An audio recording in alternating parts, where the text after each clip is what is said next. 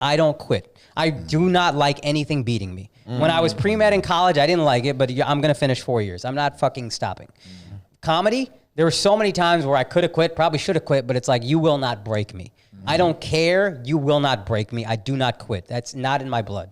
And so that's the most important thing for me is like, and that's the thing I want to, whenever I have kids, I want to impart on them is you just try your best. And if you love it, don't quit and things will work out. Yeah. Were you always that mentality about quitting? Because that's how I am now. But back in growing up, I quit everything. Always. I hated quitting. I hated sitting with myself when I quit. And I don't know why.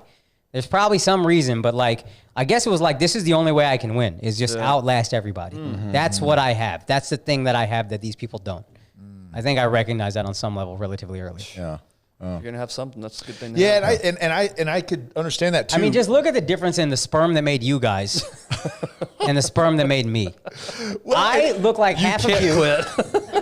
You're top 1% athletic skill on the face of the planet. Great looking guy, perfect teeth, drives me nuts.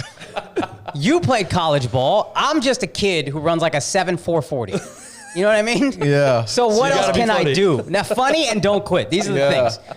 Yeah, but that, you know what, man? I mean, all jokes aside, that's an intangible. That's something that spans across the board. Like, if you have that kind of mentality, man, that's what separates, like, good athletes. You just said, like, the 1% from everyone else. Like, there's a fucking dog in you. Yeah. That says, okay, you knocked me down. I may have failed. I may have got up on stage. You fucking booed me. All right, I'll take some time off, but I'll be right back. Yeah. Like there's some, that quality is something. It's something that we always talk about on this show, on the One Shot Podcast, and we listen to people that tune into us, man. It's always about that next step. Like, you're going in life, you're going to get your ass kicked. Yes. Period. Yes, and that's another thing I want to tell whenever I have kids, and I'm trying to tell my wife, like, learn to love failure. There is no failure. There is only learning. And every failure will always, if you have the right mentality about failure, you're only going to get further from it. Yeah. And that's a big thing, I think. Yeah, and I think the no quit mentality, and I'm not going to lose, right? You talk about the 1%. The reason they got there is because they developed a skill because they didn't quit. Right. You developed a skill of stand-up comedy and, harnessed your God-given abilities of quick-wittedness and communication. But the reason you're good is because you didn't quit. Yeah. And we're in a culture that, hey, squirrel, I'm going over there. Or, hey, I can make money doing this. Or I think that I'm happy doing that. And you never, ever develop into what your potential is unless you quit or unless you don't quit. To be on stage, and people always say the number one fear is being on stage and actually speaking, right? But to be, and that's one thing. To be on stage and speak is one thing, and try to motivate people. But to be on stage and have to make people laugh. Yeah. I mean, it's easy. I think it's never easy to just be around in a group and just have people laugh. But to be on stage now, it's just you against someone's you against them. Yeah. What does that feel like? What's that feeling like? It's hard to describe what the feeling is like, but I knew I wanted to do it, and I know it was way more work than I ever realized it would be. And that's one thing I would say is it's not like it's a God-given thing that I can just go up there. I wish it was, and I was just naturally good at it. I was bad for years, and it takes a lot of years of work and like studying. I studied it the way you studied game film. There's a while I started comedy and I was doing pretty well. And then I remember I was like, I'm not actually saying what I want to say. I'm making these cute jokes and then try to squeeze in what I want to say into it. And then when I moved to New York after like a year and a half in LA, I started in LA. I was like, you know what? I just want to say what I want to say and then make that funny. And I bombed. I'm not even lying, for probably a year and a half straight. Just horrible show after horrible show. I don't know what kept me going. Again, I'm just not going to let it beat me. But then I literally got this idea from Andrew, but I would write down the first 5 minutes of every comedians that I liked and a bunch that I don't like, the first 5 minutes of their special. Transcribed every word, every facial expression, every hand gesture. I wrote all of it down, and every time they got a laugh, I figured out why did they get that laugh. Oh, wow. And so you start to learn there's a formula to comedy. So like when I write on stage, I'll be saying something to an audience member, and then my brain will be like, okay, you need to put a punchline here. You need to put an act out here. You need to put these things. And you just kind of learn the formula of it. And that seems daunting. But then you think about the hours you guys spent watching game film, and it's not that dissimilar. Right. It's just like you start off and you have this baseline that's probably not great at all. But then you work at it and work at it and work at it and polish. So are you watching? I'm sorry, man. So are you watching yourself over and over again? Are you watching your own tape? Yeah, I did. Now I don't as much. Now it's hard because just the bandwidth I have time wise is tough. Because if I'm doing a weekend, I'm doing an hour 5 times, 4 or 5 times. So that's 5 hours. I have to rewatch everything, take notes on everything, and do podcasts, and do travel, and spend time with my wife. So it does get to be, I've gotten sloppy on that end. But I will go through or I'll like have somebody go through and be like, what's a new thing that I said that I could put on? Because now it's all social media. So what can I put out as a TikTok? So you're having to go through your content. Yeah, or even somebody will go through and be like, hey, what do you think of this? And I'll say, okay, it's TikTok. So you have to cut here and cut here and cut here. Or if it's YouTube, okay, make that a 3-minute clip and don't cut here, cut here, cut here. Like it's just you're overseeing so many different aspects of it. I want to get back to the journey here in a second, but on this topic, does watching other people, and I'm sure it's individual and personality specific, but does that not mess you up? Yeah, I'm so impressionable, especially. Like, I hang out with Andrew. I pick up things from Andrew. I hang out with another kid. I'll pick up things from him. I'm so impressionable. I try not to watch much other people stand up anymore. Because now it's like I want my voice. So I studied what made these guys funny and how funny works as much as I could. Now let's try to just watch me and then see what I can do. There was a time when none of us had jobs in my family. Like all of us were unemployed. I don't know how we made it through that, to be honest. My brother was right here. He was between jobs. My mom was between jobs. My dad was between jobs. I wasn't working. I was doing comedy. And then my mom still had money to like give me a little bit every month. But I was spending $400 a month on rent or $325 a month on rent. I had a mattress that I got for free. Whoa. How many roommates? I had it was a 1-bedroom with 2 roommates. So they turned the living room. It was these like Korean, probably illegal immigrant landlords. They had a wall in the living room. I'm not saying that because they're Korean. I'm saying it because they're illegal immigrants.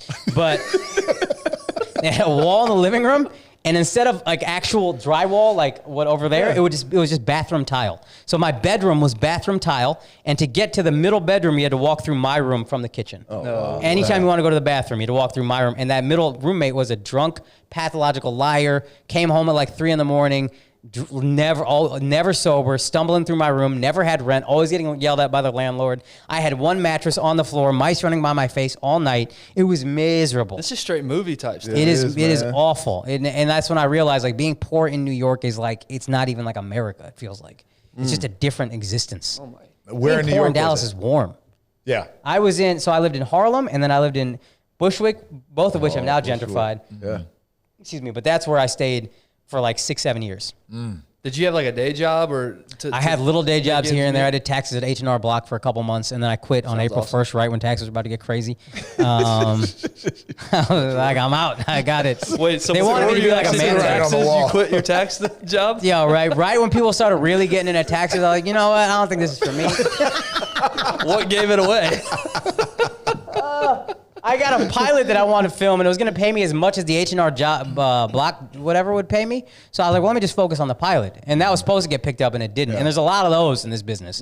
Hey, this is supposed to go somewhere, and it's not. Yeah. And that's where you also have to learn. Thank God I have this podcast. It's a steady thing now, so I never have to rely on that again. Now, if it comes, it's gravy, but I'm not banking on it ever. All right. So you said 13 years total in New York. So what was that progression, to doing the hood rooms to, all right, now I'm starting to get some notoriety. I'm getting better. I'm getting laughs. And then what is that growth stage? And when did you recognize that you were in it? Or was it looking back and like, okay. What's weird is in the last year, I probably feel like I've hit like a level where like other comics are like, Just this now. guy. Yeah.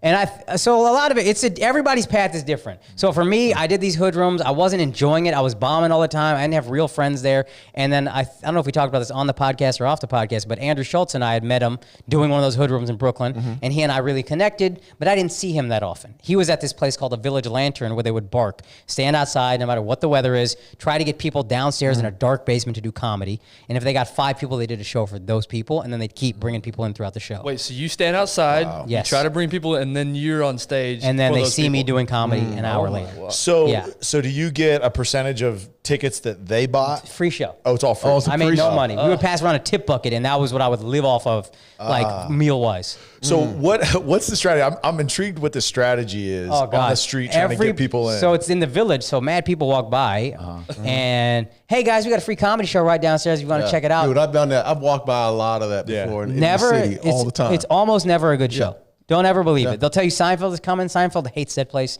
and would set it on fire. I don't know Seinfeld, but I know this. But our show we're not charging you ticket prices. So I truly felt everybody was funny. So the first couple people that come down are the hardest to get them to stay because they have to trust everything. Like there's nobody else there. It's a dark basement. And I would say, and this was true, I would always try to be as truthful as I could. I'd say, look, everybody's been on TV at least once and it's a funny show and it's free. And we can leave anytime. And the hardest part is getting the first two people. After that, it gets easier. I know this looks weird. So I would usually say that to them. Sometimes it would work, sometimes it wouldn't. Sometimes those two poor fucks would sit there and nobody else would come in and we had to cancel the show. They sat there for an hour. Usually they were very cool about it. But like that's the good thing about that is nobody's watching. There's no industry eyes. They didn't like the kind of comedy we were doing. They didn't like the club. So I got to do what I wanted to do and I got to grow. And I was doing 20, 30 minutes at a time because at a certain point I took the shows over and I would have other people go stand out there and then I would do a great set, 20, 30 minutes and then go. And so that's how I really got to grow as a comic, but I got no recognition for 10, 12 years probably, 13 10 years. to 12 years. Yeah. No recognition. This podcast that I did with Andrew, during quarantine, it really started to blow up, and he blew up. And then him being associated with this podcast, that's what kind of got people to be like, oh, this kid is funny too, Akaash. If nothing else, he's attached to Andrew. And then I think over the quarantine, I got an agent, and now he was finally like, hey, do you want to do these weekends on the road? That's a good step. And most people get it 5, 6 years in. I was 13, 14 years in. But once I got them, I said, give me every show. I want to eat these reps. I want to get, and because I knew how much I was growing. And now, and it took a lot of like writing affirmations to myself and working on my self-worth to say this, but now I'm like, yo, I'm one of the best in the world at this. And that's I'm proud of myself for even being able to say that, because before it's like, nah, you're not. Yeah, do you say that because you built the confidence and because you had so many reps? Like you had so many reps at this and over, and you built this. Are you making that comment based on the fact, like, I know I'm one of the best, or if not the best in the world, because fuck, I ate those reps. I ate those reps, and now I see what I'm doing, and like I saw how the reps have paid off. And you know, they say success breeds confidence, and confidence breeds success. You got to start with the confidence. So I literally wrote affirmations to myself, like pages in my iPhone. I am good enough. I am good enough, and like I would just say it until I believed it, and then do it again the next day. And I would write good things about myself. And like these things I would never allow myself to believe. I told you this at lunch, but before that, they would call me on stage at the comedy club and there would be this fleeting thought that I would block out really quickly, but it happened every time. I hope these people don't realize I'm a complete fraud, phony. And then the second they didn't laugh, I'd start melting down. And like I had to work on that, grab that thought and say, look, whether they laugh or not, I'm good enough. It doesn't matter. Even if it goes great, it doesn't change anything. I'm good enough. They don't dictate anything. Gosh. And so you work on that, and then you slowly get better, and you get the reps, and all of it lined up for me. Nice. And now I'm in a place where I'm like, yo, you might not think I'm the funniest, but you're going to walk out saying he is good at comedy. The skill of comedy, he's good at it. I don't have to be, marching the street with Black Lives Matter to feel like I got to be a part of, I got to be black, right? And we're proud of being black. Yeah, I got my own views on how I perceive things. And you are allowed to have that. Exactly. But I think that as a black man, a lot of people want to pull me that way. Oh, you got to think this way. It's like, dude, I don't, the Joe Rogan deal that went down. I want to talk to you about that interview. Absolutely. But if you watch Joe Rogan, and I know everybody's throwing darts at Joe Rogan, but if you've been around, and I know a lot of people that have been around him, I've even spent time around him, that dude.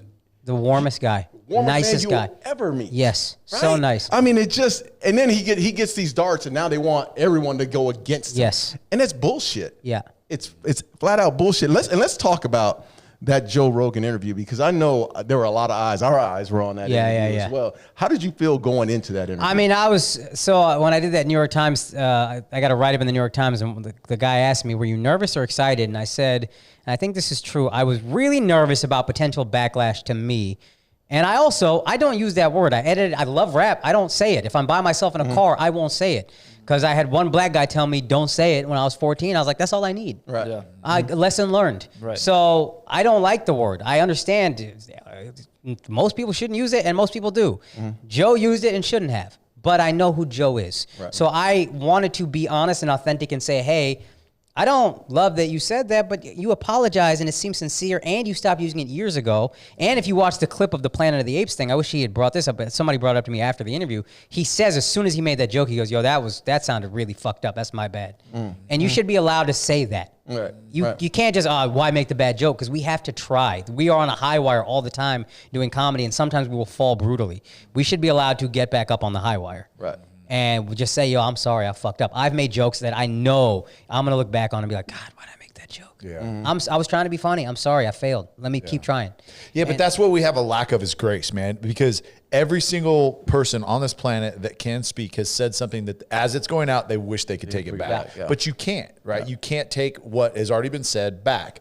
And so we just have a lack of grace. And the fact that because of, the platform that you have, we're going to go back and we're going to dig stuff up. And agreed, I'm not saying it was right or it was wrong, but there's also got to be a level of grace, right? And there's just this cancel culture that is absent of it, right? Yeah. And it's really, it's hard. And what it does is it forces people just to live in fear. Yeah, and then it also, now you have this anti-cancel culture side, which is just being as offensive as possible in reaction, and I don't like that either. Yeah, right. Let's all find a space in the middle, which is, yo, Joe, you fucked up, you apologize, you own the apology, and we can accept the apology. Absolutely. That's like street shit, though. Like in the streets, sort of the same way. Grow up in the inner city, like, you fuck up at times. Yeah. And you might say something a little sideways, the streets will cancel it. They'll hey, look, I fucked up. It's on me. Yeah. All right, then let's move on, right? And it's the same way in the locker room. Mm-hmm. Guys fuck up in the locker room. We say some stupid shit. Yeah. Sometimes. But you come back and you're real about it. But why? Why? Back on the streets or in the locker room, you've got to know the person's heart. Got to know his heart. Right? Absolutely. You know who they are. We're in a position where we don't care who you are, who you are as a person. You said that, we're holding you accountable. That's right. And we're taking from you what we don't have. Right. And so that's what's hard is it's like, you don't know my heart.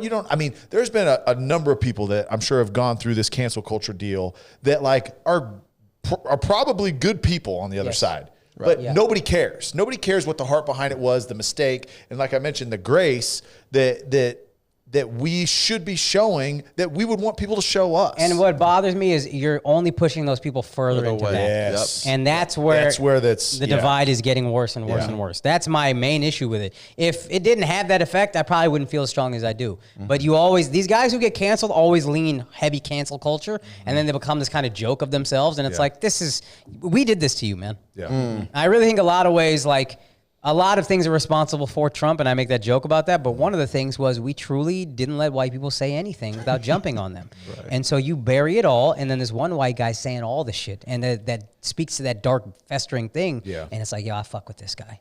I fuck with this guy. Yeah.